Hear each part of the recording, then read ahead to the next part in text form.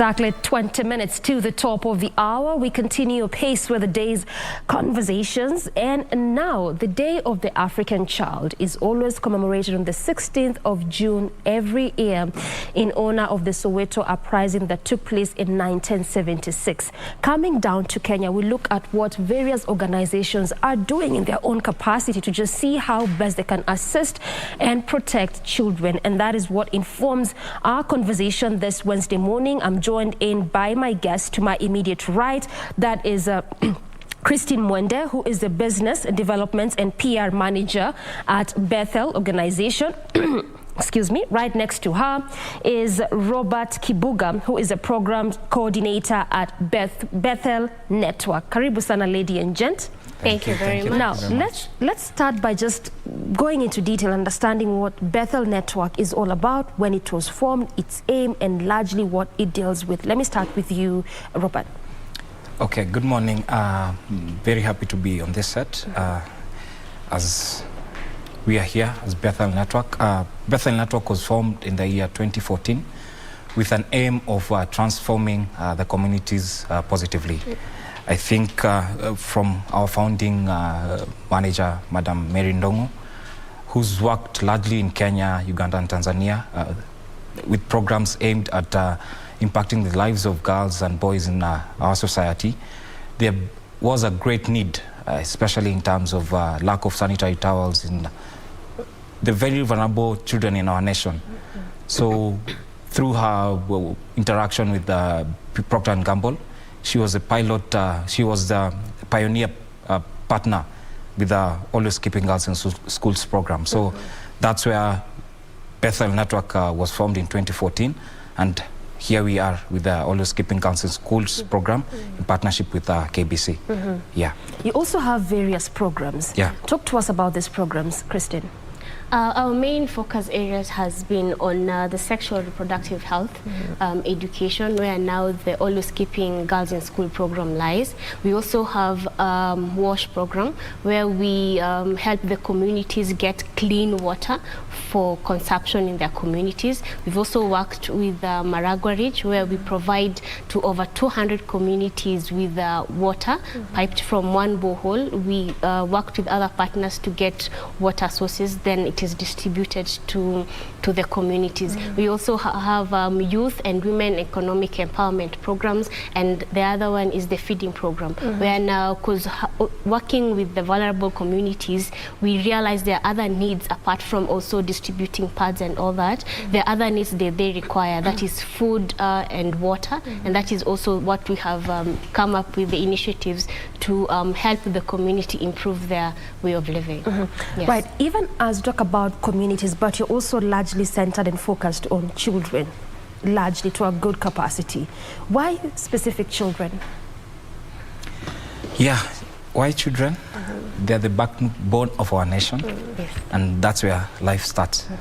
It all depends with what foundation are we building for our children. Do they have the right information to grow? Do they have the right necessary needs to grow? So that's why our focus, especially with the vulnerable, who cannot afford, to some extent, basic needs like sanitary towels.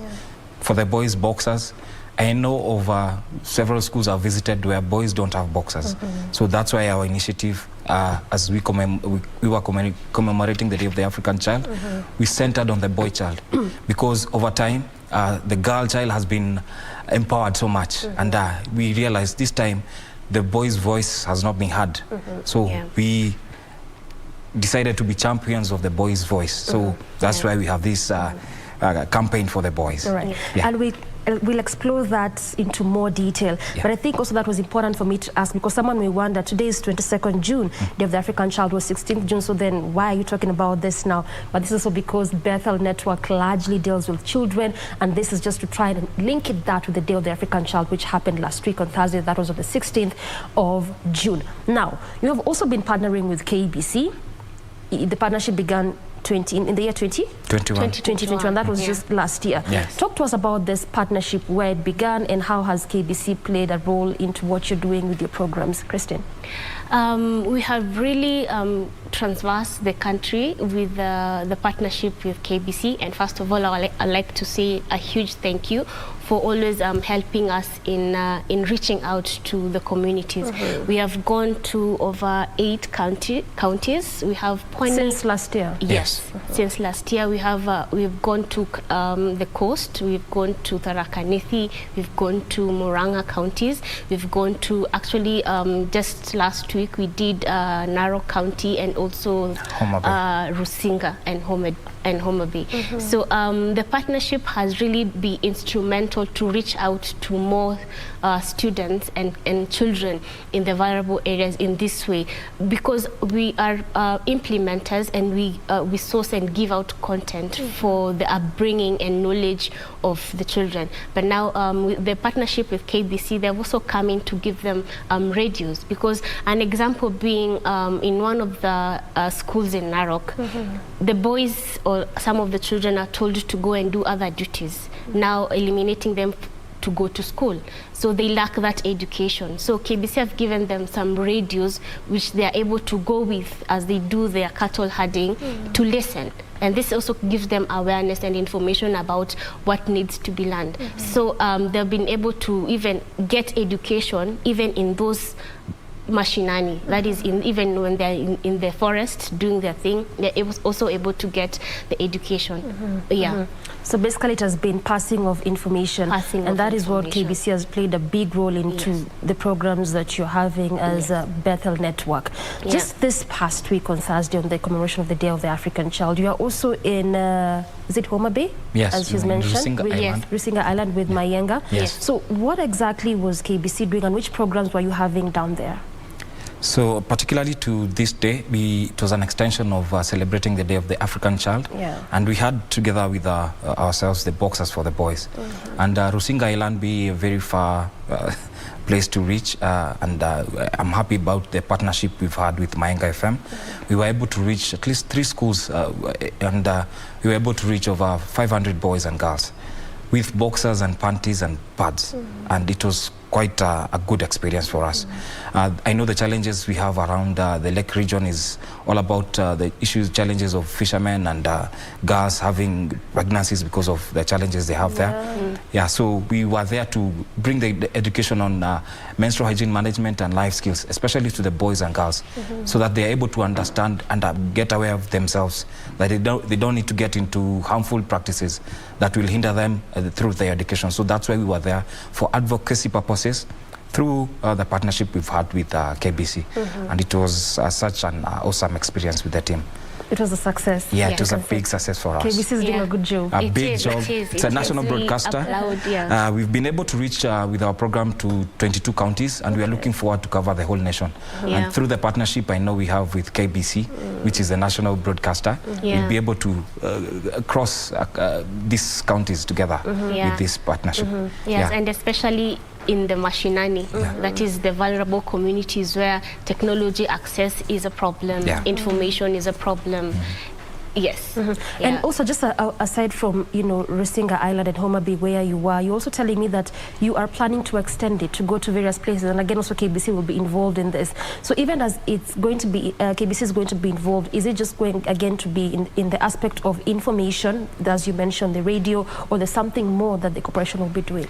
Yes, we are planning to bring on board radio programs across all the radio stations. And to the different areas you'll be going? Yes. All right. And the good thing is that probably we'll have an opportunity to translate this to the local dialects, to the Maasai, to the Samburu, to the Luos, to every to the Luyas, across where all the radio stations from KBC are aired. And I'm happy that since we've not managed to get to the north or the Wajir, the Mandera, I know you have Iftri FM. We'll be able to translate our content to the language that is heard on the north. So we are very happy for this partnership, because seated here, I think across Kenya being heard, and with the right and correct information, I think that's a good platform to pass our information. So yeah, definitely. And also, actually, just to add on, fulfilling the rights of the children to learn in their own language, in their own dialect.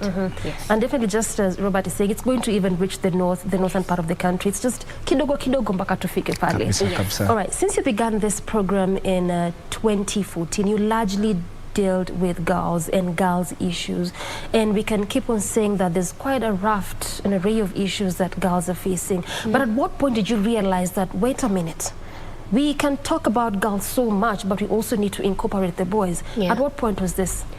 I think personally, and also from the report that you've been getting, when you go to the schools, the boys ask, you always give the girls panties. What about us? You're only giving us booklets. But you've forgotten about us. And there's a story that Robert was just saying. The teacher had to show him what the boy is going through. And you know, some of us may think, why the boxer? It is actually dignity. It's called dignity pack, and when a boy gets that boxer, there's a form of self-esteem that it is appraised, and the boy gets to become confident. So that was one of the scenarios. And also them asking, you're always empowering the girls. What about us? You've forgotten about us. That's when we decided also to do a survey in the Nairobi region and also other counties, and we realized it is true that the boy feels also neglected. And also the National Gender Equality Commission, they mentioned also in their report that 92% of the people that they interviewed said the boys feel neglected. The boys feel they're not there in the gender equality equation. So what do we need to do? So that's why we came up now with the program to also include the boys by just first giving them the dignity pack, which includes the mentorship booklet and also the boxers. That informs my next question, Robert. So in your own analysis, do you think we are empowering the girls too much at the expense of the boys? Now, there's again a caveat to it, because we keep saying that, like I said, girls face a lot of issues. Even right now, when you look at the political scene, we keep saying that women are more marginalized. What they're being asked of is not what men are being asked of. So again, it could bring a bit of contradiction in essence when you say we are empowering women too much at the expense of the boys, because they would say, women, we still face a lot of challenges. Why would you say that? But also from the areas you've been through, because you deal with this population from when they are still young, kids, before they become adults. Do you think you're doing that too much for the girls at the expense of the boys? Yeah, to some point that has been happening, and that's why we said we did a research, because the empowerment we used to do to the girls was being watered down after we leave the schools. Okay. Because we realized the boys were harassing the girls just to find out what were they being told, what packs were they being given. Why were we missing? Why were we missing? So as we left the schools, they would ask us, na CCJ, atutaki. I know everybody. They would actually ask you that? Yes. Yeah. I've been to Samburu. The boys almost took away our things. Roughed you up. Yeah. So after that, they would pick. Yes, because they would feel also entitled. They need something. No, we are human beings. A small gift to any one of us, even the well-able, means a lot to us. Even a small pen like this would mean a lot to me as a gift. So we sat down. We decided now we need to integrate the boys so that we help them understand what the girls are going through, and also we help the girls to understand what the boys are going through, because puberty happens both ways, to the boys and to the girls. They start having wet dreams, they start having hoarse voices, and probably they don't understand themselves. That's why with our education on menstrual hygiene management and life skills, we teach both gender on what they're going through. So as we empower the boys, currently from 2019, we've been able to reach over 32,000 boys across the 22 counties we've been, and we've seen a tremendous change. Now the boys are the advocates for the girls. When we get issues of girls messing themselves in class, the boys no longer laugh at them. They are the ones who are covering them, and they are the ones who are looking for a sweater to cover them. So you see, that's positively impacted the lives of these boys. They are able to understand the issues the girls are going through. So together, they are able to grow together. So that's the positive impact we've seen with integrating the boys in the program. So yeah, we've had a tremendous change in terms of how the boys are viewing the girls during this time they are going through the puberty stages. Okay. So then does it mean we need to do more to bridge that gap? Because right now, as it looks like there could be a wide gap in terms of this empowering that you're doing for the girls at the expense of the boys. Do we need to do more? We appreciate what you're doing with the organization, and when you realize that we need to do something for the boys, but do we need to do extra? Looking at the challenges that the boys go through, I think we need to, because over the years, as much as yes, the girls are undergoing a lot of challenges, the boys are too. And remember, these are all children, and the way they grow up, it will be reflected in our community. Hence, we need to have a gender balance. As much as yes, we're empowering the girl child, we still at the same time need to empower that girl child for the boy child. Because if also the boy child is not empowered for that girl child, we're going to have a mixed up community and a mess community. So we definitely need to empower both of them. And also, when you look at the challenges that the boys go through, they're initiated to early family responsibilities. Especially in these vulnerable areas. And then at the same time, as parents, for example, in the communities that we have seen, they're pushing them to give them more responsibilities. Also, the cultural initiatives, like for example, the FGM and the Moran initiations, they tell them, you know what, there's no need for education. So there's a lot of challenges that also face the boy child that us as a society, if I may say, we have put a blind eye on. Let us also bring awareness, because also, if I may speak on behalf of the men probably in this room, they don't talk. They don't talk because that is what they have been taught. Like, mwanaume ni kukaa ngumu. So they don't talk. So we have to look for ways to understand them, look for ways to love them, so that they can also let us know what the challenges they are going through, not to push them, to make them become that mwanaume ngumu, and yet they are not. They are just children. There's nothing wrong with being vulnerable. There's nothing wrong. Robert is agreeing, like there's nothing wrong. Sure, there's nothing wrong. The boy child requires a safe space to express themselves. You've had so many recent cases of young children committing suicide. Why does that happen? It's because they don't have channels to express themselves, to talk. And I think this has basically happened to the boy child.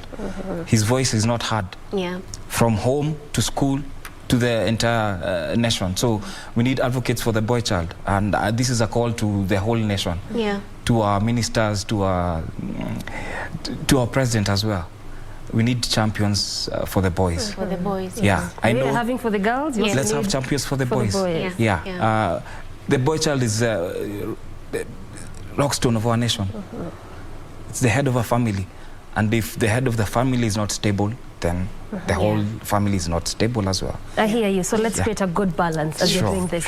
All right, now, let's come back to the sanitary pads, because again, this is also largely what you give when you go to these vulnerable areas with the vulnerable children.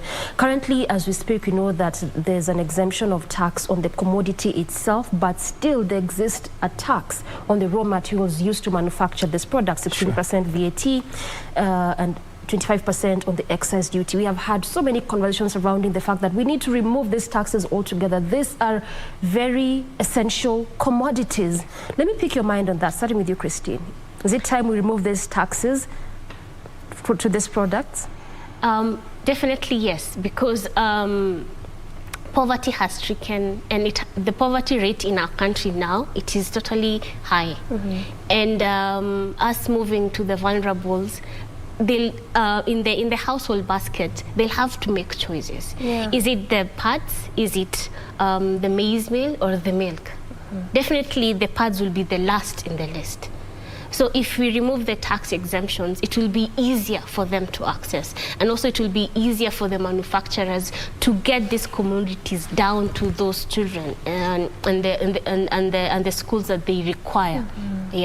So it's time we now need to review that and make it easy, and make it easier for these vulnerable girls and women in our communities.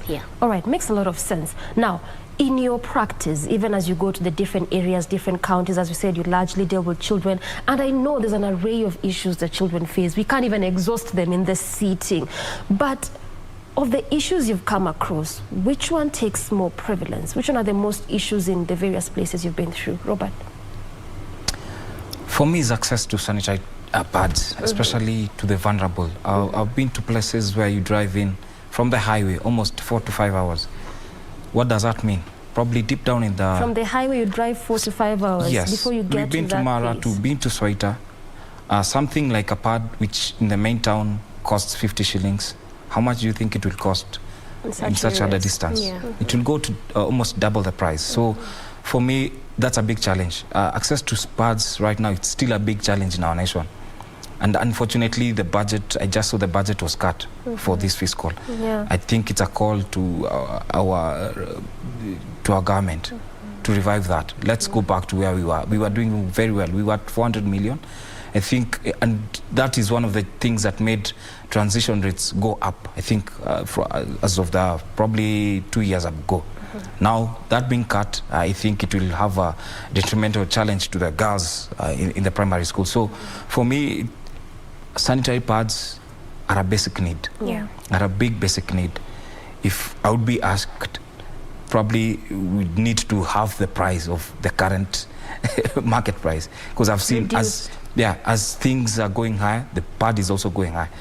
I've seen it's gone up almost with 15 shillings. Currently, it's retailing almost at around 70 shillings or so. 65, 70, depending on the brand. So what does that mean to the vulnerable girl deep down in Amara, deep down in Samburu, deep down in Thiwa and Turkana? Access is a bit now harder than it was before. So for me, it's a call to the concerned policymakers to review the taxes in regard to the sanitary pads. Well, I think that's why it was important to understand even where we are with the taxes, as we were talking about earlier, that yes, on the product it's not there, but on the raw materials it is, which has a ripple effect on the product at the end of the day. Definitely, definitely. Yeah, so it could be like you're helping us, but then again it's like you're not, you know, where we, so we need to actually review that to at least assist the girls, as we said, in these vulnerable areas.